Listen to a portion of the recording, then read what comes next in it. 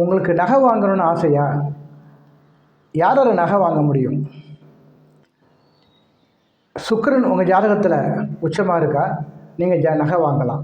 அதாவது மீன ராசியில் உங்களுக்கு சுக்கிரன் இருந்தால் நீங்கள் நகை வாங்கலாம். அதே போல் நீங்கள் பரணி, பூரம், பூராடம் நட்சத்திரத்தில் பிறந்தவர்களா, நீங்கள் நிச்சயமாக நகை வாங்கலாம். நிறையாக நகை சேமிப்பு உங்களிடம் அதிகமாக இருக்கும்.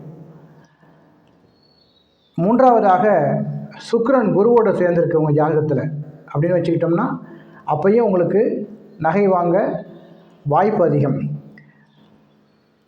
குரு தங்கத்திற்கு அதிபதி, குரு உச்சமாக இருந்தால், அதாவது உங்கள் ஜாதகத்தில் உங்கள் ராசி கட்டத்தில் கடகராசியில் குரு இருந்தால் நிச்சயமாக நீங்கள் நகை வாங்கும் அமைப்பு உங்களுக்கு யோகம் அபிரதமாக இருக்கிறது.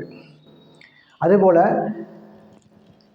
குரு இருக்கிற இடத்துல வந்து 5வது இடத்துலையோ 9வது இடத்துலையோ சுக்கிரன் உங்கள் ஜாதகத்தில் இருந்துச்சுன்னு சொன்னால் நீங்கள் நகை வாங்கலாம். அது வெள்ளி நகையாக இருந்தாலும் தங்க நகையாக இருந்தாலும் உங்களுக்கு நிறையாக அமைய வாய்ப்பு உண்டு.